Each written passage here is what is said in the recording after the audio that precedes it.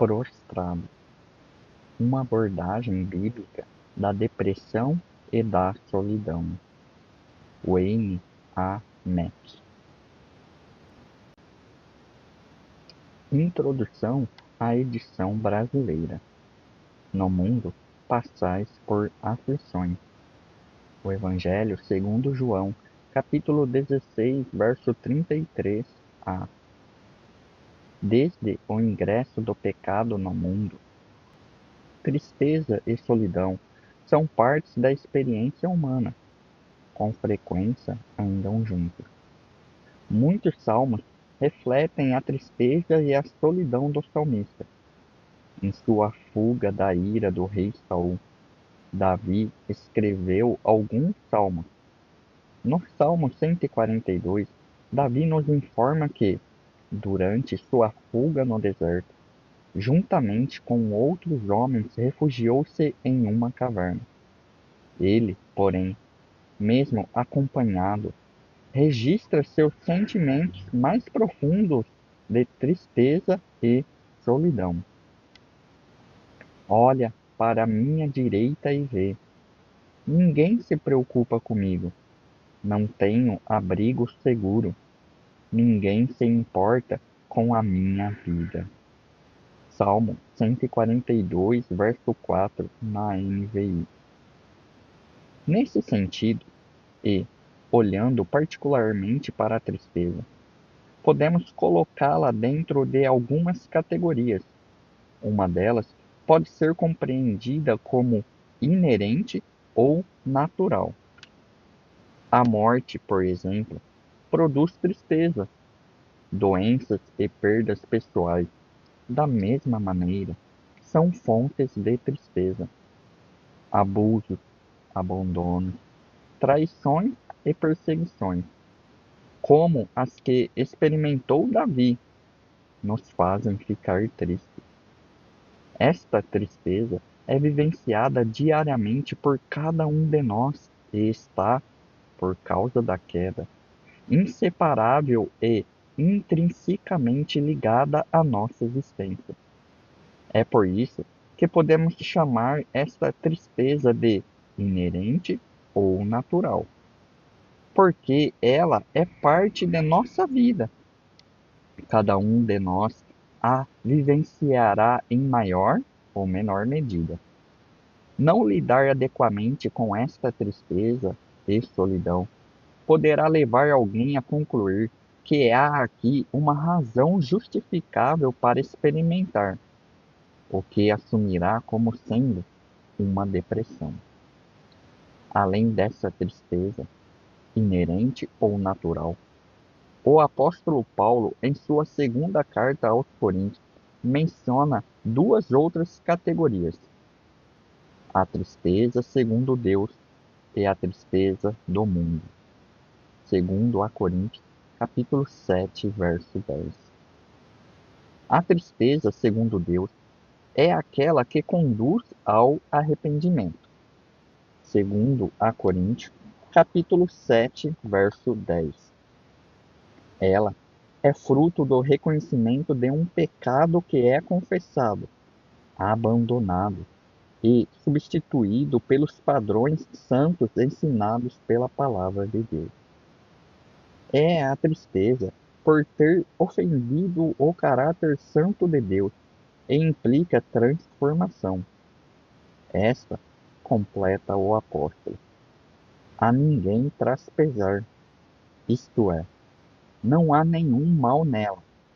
Pelo contrário, a tristeza, segundo o mundo, é fruto do descontentamento com a provisão de Deus, do desejo não atendido, da vontade não satisfeita e dos anseios idólatras do coração. Esta, o apóstolo afirma que produz morte. Esta tristeza conduzirá uma pessoa ao desespero e ao que chamará de depressão, pois não é acompanhada de arrependimento. Muitos de nós, porém, ao ver uma pessoa triste, e por não reconhecer essas categorias, poderá adjetivá-la não como triste, mas como deprimida. Isso porque depressão é um termo tão comum em nosso meio que é usado muitas vezes e de modo impróprio, como substituto de tristeza.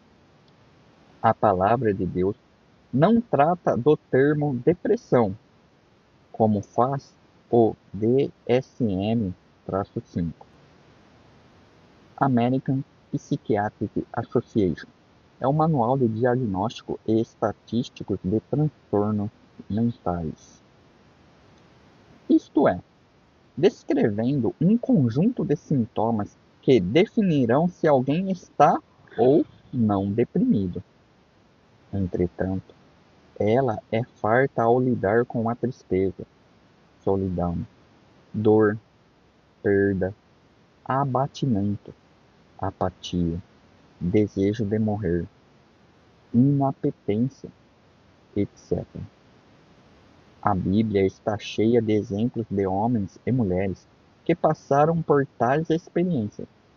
Nesse sentido, é preciso ter claro que tristeza e depressão são termos distintos.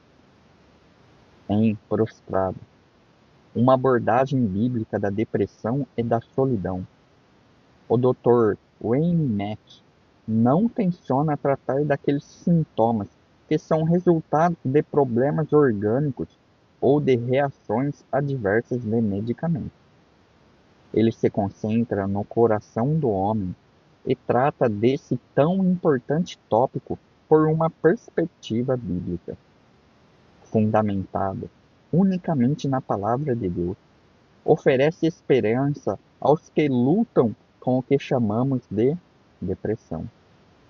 Enfatiza a esperança bíblica porque o nosso Senhor Jesus Cristo a oferece.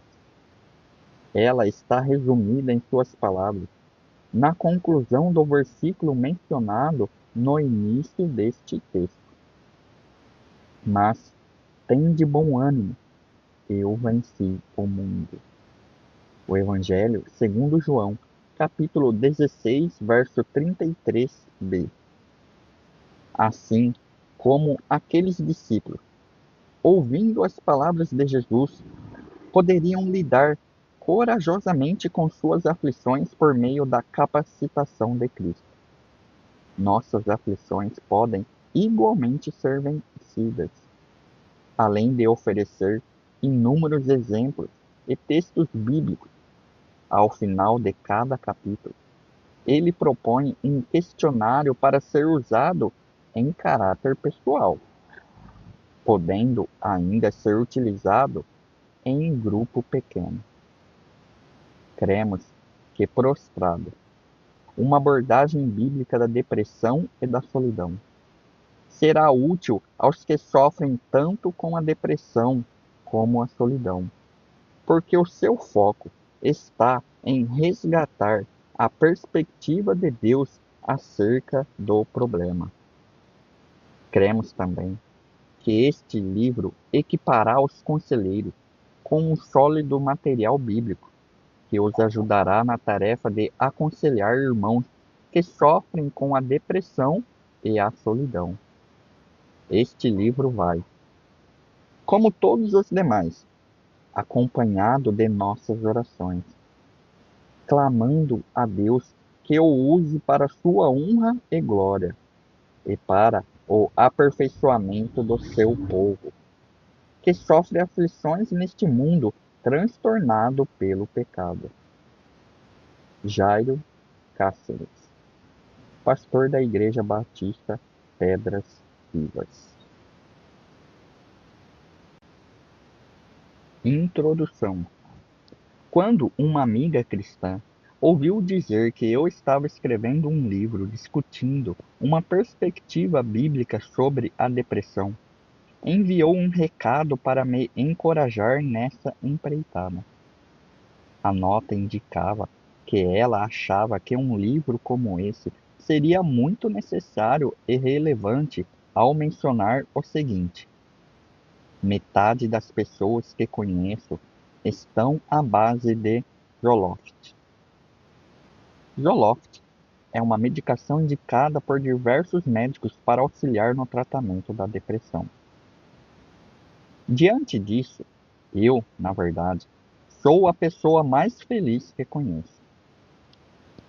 Sabia, é claro, que o assunto era relevante em razão de minha experiência pessoal no aconselhamento durante os mais de 30 anos em que estou envolvido no Ministério de Aconselhamento Bíblico.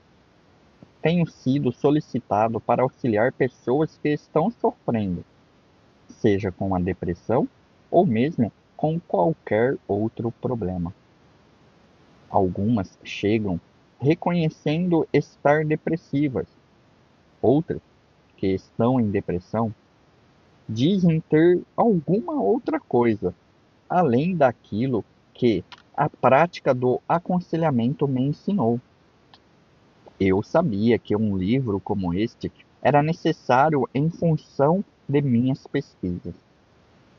Para apresentar seminários sobre aconselhamento de pessoas depressivas.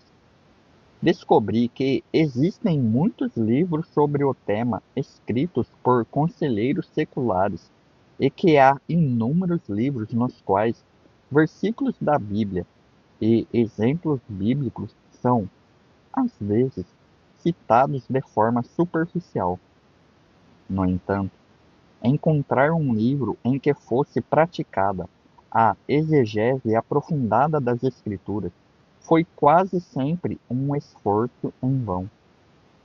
Assim, minhas pesquisas me convenceram de que um livro apresentando uma perspectiva distintamente bíblica sobre a depressão seria um recurso valioso, tanto para os conselheiros quanto para qualquer pessoa.